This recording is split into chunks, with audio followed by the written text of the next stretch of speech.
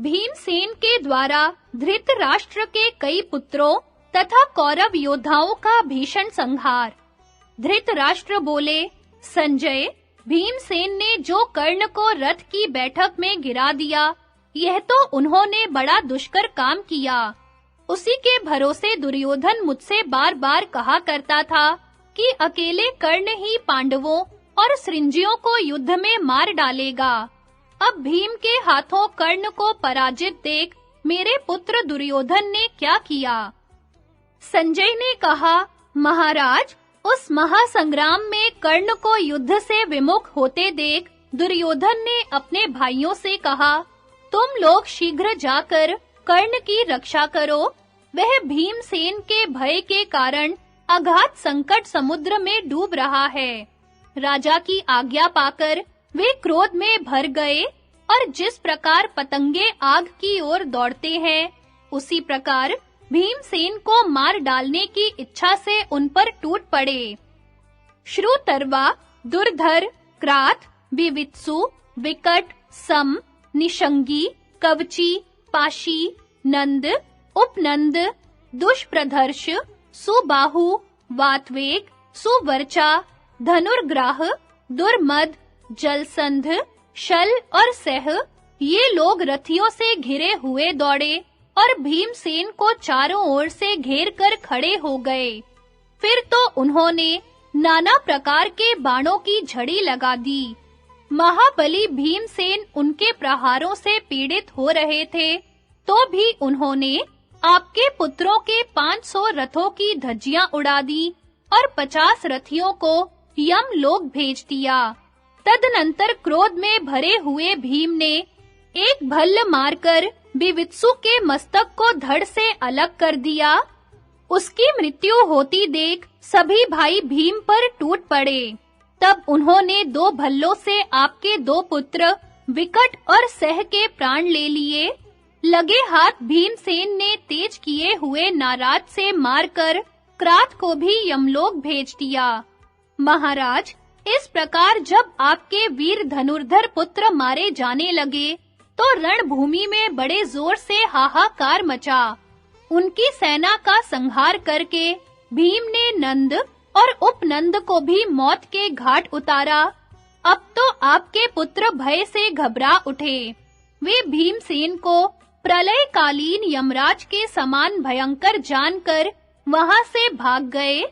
आपके इतने पुत्र मारे गए, यह देख कर्ण का मन बहुत उदास हो गया। उसकी आज्ञा से मद्रराज ने पुनः घोड़े बढ़ाए। वे घोड़े बड़े वेग से आकर भीमसेन के रथ से भिड़ गए। फिर तो एक दूसरे का वध चाहने वाले कर्ण और भीमसेन में बाली सुग्रीव की भांति भयंकर युद्ध होने लगा। कर्ण ने अपने सुदृढ़ धनुष को कान तक खींचकर 3 बाणों से भीमसेन को बींध डाला। उन्होंने भी एक भयंकर बाण हाथ में लेकर उसे कर्ण पर चलाया। उस बाण ने कर्ण का कवच फाड़कर उसके शरीर को छेद दिया। उस प्रचंड प्रहार से कर्ण को बड़ी व्यथा हुई। वह व्याकुल होकर कांपने लगा। तदनंतर रोष और अमर्ष में भरकर उसने भीमसेन को 25 बाण मारे। फिर अनेकों सायकों का प्रहार करके एक बाण से उनकी ध्वजा काट डाली। इसके बाद एक भल्ल से मारकर उनके सारथी को भी मौत के घाट उतार दिया। लगे हाथ धनुष भी काट डाला। फिर एक ही मुहूर्त में हंसते-हंसते उसने भीमसेन को रथहीन कर दिया। रथ के टूटते ही महाबाहु भीमसेन गदा हाथ में लिए हंसते-हंसते कूद पड़े। फिर वेग से उछलकर वे आपकी सेना में घुस गए और गदा मार-मार कर समस्त सैनिकों का संहार करने लगे। पैदल होते हुए ही उन्होंने अपनी गदा से 700 हाथियों को उनके सवारों, ध्वजाओं और अस्त्र-शस्त्रों सहित नष्ट कर डाला। इसके बाद शकुनी के अत्यंत बलवान 52 हाथियों को मार गिराया तथा 100 से अधिक रथों और सैकड़ों पैदलों का संहार कर डाला। ऊपर से सूर्य देव तपा रहे थे और सामने भीमसेन संताप दे रहे थे।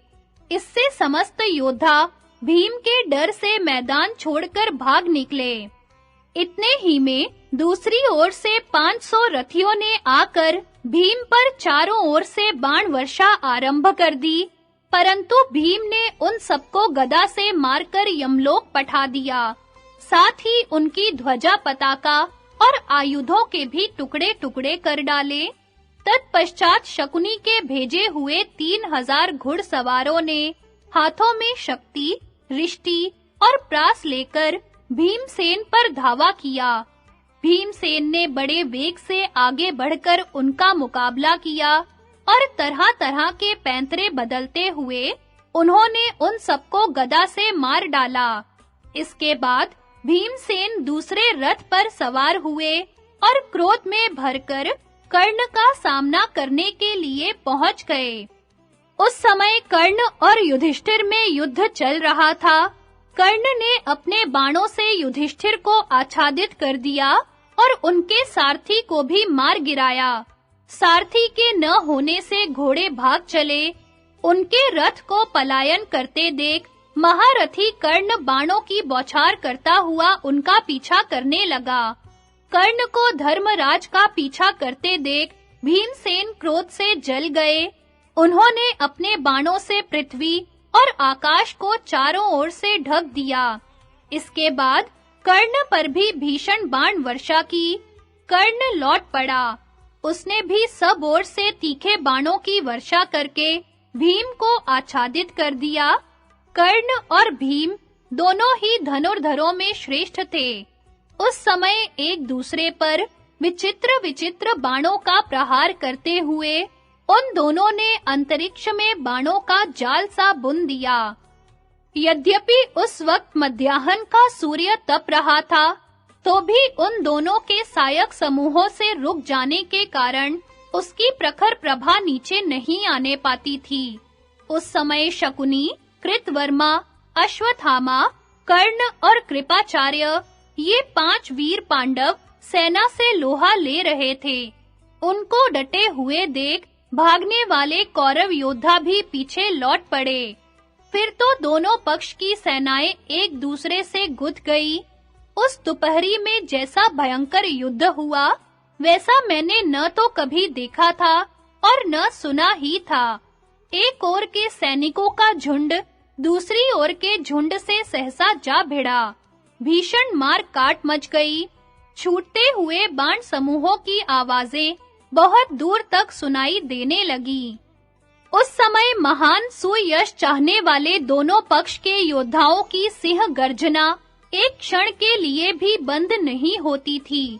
दोनों दलों में इतना भयानक युद्ध हुआ कि खून की नदियां बह चली। कितने ही क्षत्रिय उनमें डूबकर यमलोक पहुंच जाते थे।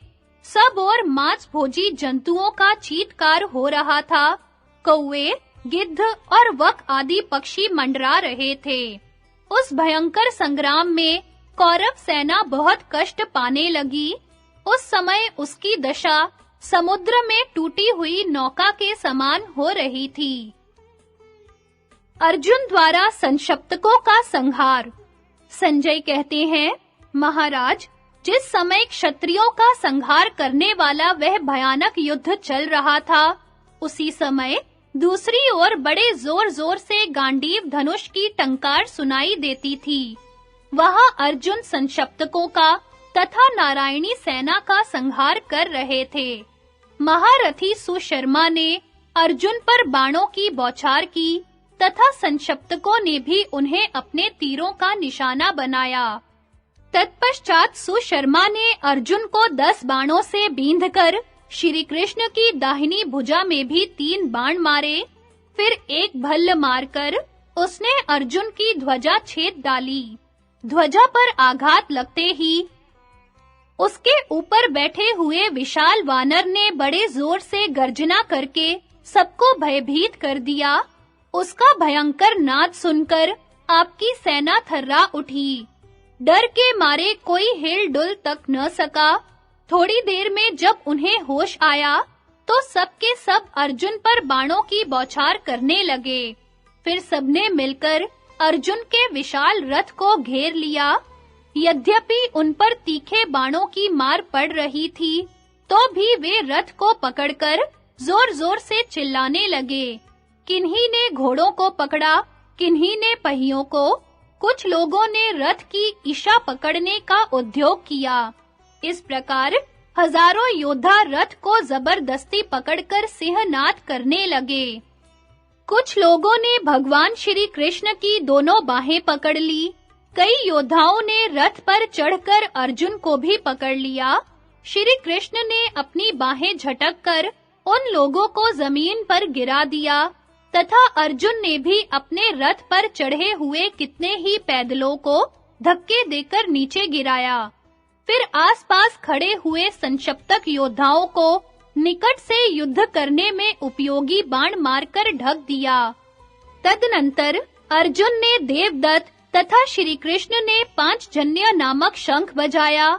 उनकी ध्वनि से पृथ्वी और आकाश गूंजने से लगे।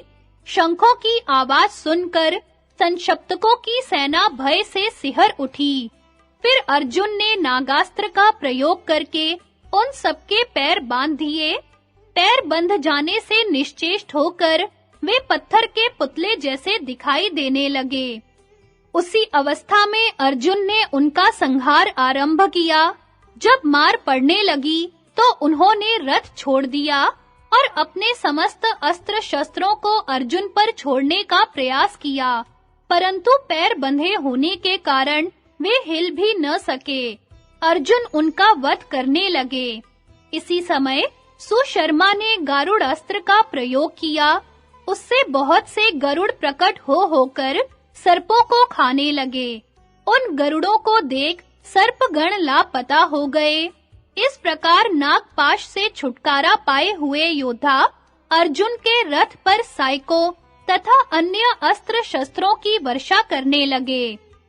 तब अर्जुन ने बाणों की बौछार से उनकी अस्त्र वर्षा का निवारण करके योद्धाओं का संहार आरंभ किया। इतने में सुशर्मा ने अर्जुन की छाती में 3 बाण मारे। इससे अर्जुन को गहरी चोट लगी और वे व्यथित होकर रथ के पिछले भाग में बैठ गए। थोड़ी ही देर में उन्हें चेत हुआ। फिर तो उन्होंने तुरंत ही इंद्रास्त्र को प्रकट किया। उससे हजारों बाण निकल कर चारों दिशाओं में छा गए और आपकी सेना तथा घोड़े हाथियों का विनाश करने लगे। इस प्रकार सेना का संहार होते देख संक्षप्तकों तथा नारायणी सेना के ग्वालों को बड़ा भय हुआ। उस समय वहां एक भी पुरुष ऐसा नहीं था जो अर्जुन का सामना कर सके। सब वीरों के देखते-देखते आपकी सेना कट रही थी। वह स्वयं निश्चेष्ट हो गई थी। उससे पराक्रम करते नहीं बनता था। यह सब मेरी आंखों देखी घटना है। अर्जुन ने वहां 10,000 योद्धाओं को मार डाला था। संक्षप्तकों में से जो शेष बच गए थे, उन्होंने मर जाने या विजय पाने का निश्चय करके फिर से अर्जुन को घेर लिया। फिर तो वहां अर्जुन के साथ आपके सैनिकों का बड़ा भारी संग्राम हुआ।